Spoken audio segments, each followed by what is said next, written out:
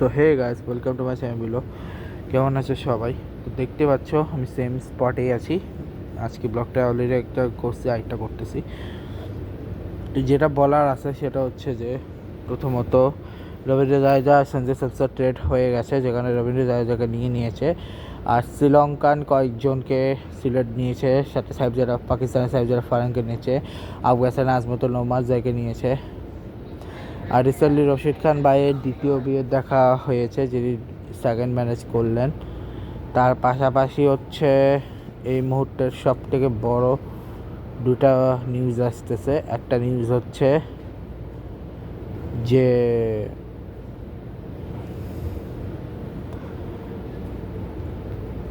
যে দীপ ভাইয়ের লাশ 2-3 দিনের ভিতর দেশে চলে আসতেছে, এটা অলরেডি কনফার্ম। এবং সত্যি কথা বলতেছি, উনি যে মারা যাবে সেটা আমি কল্পনা করতে পারি না। অনেক কন্টেন্ট আমি দেখেছি, আই লাভ হিজ কন্টেন্ট। তো আজ কথা না বাড়িয়ে শুরু করা যাক। এটা এখনো শুরু হয়নি ম্যাচটা, যেটা আজকে ছিল রাশিয়া ভার্সেস কার জানি। রাশিয়া সে ফ্রেন্ডলি খেলতে পারবে, কারণ রাশিয়া অলরেডি নিষেধাজ্ঞার কারণে আর ওরা খেলতে পারছে না, ওয়ার্ল্ড কাপ খেলতে পারবে না তারা।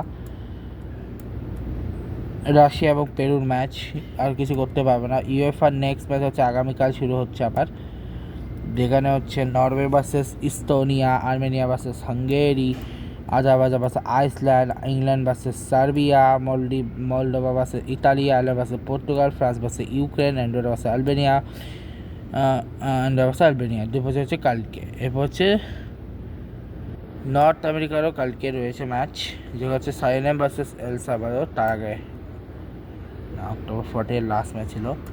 Saina versus El Salvador, Bermuda versus Curacao, Trinidad versus Jamaica, Guatemala versus Panama, Nicaragua versus Honduras, Haiti versus Costa Rica. ঠিক আছে, সো আর কি দেখা যায়? আচ্ছা, ইউসিএল এর আপকামিং ম্যাচগুলো দেখাই দিচ্ছি।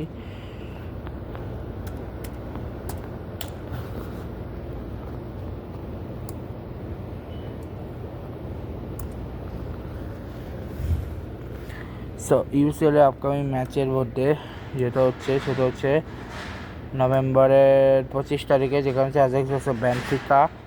অলরেডি বলছি 25 তারিখেরটা, সো তোমাকে একবার দেখাই দিচ্ছি আর কি।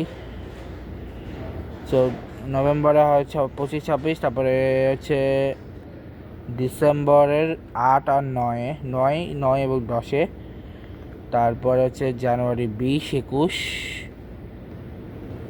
তারপরে 20-এর পরে 20-21-28-এ গিয়ে হচ্ছে ম্যাচ দেয় 8 অফ হোয়াইট শেষ হবে। তারপরে স্ক্যাজুয়ালে আসবে।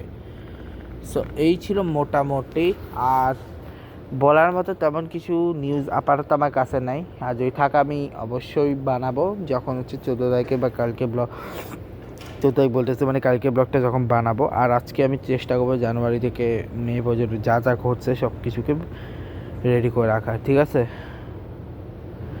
তো আজকে আমরা এখানেই শেষ করি। ভিডিওটা ভালো লাগলে সবাই লাইক করবে, কমেন্ট করবে, আর অবশ্যই চ্যানেলটা সাবস্ক্রাইব করে পাশে চলে গেছে। Good bye guys, good bye.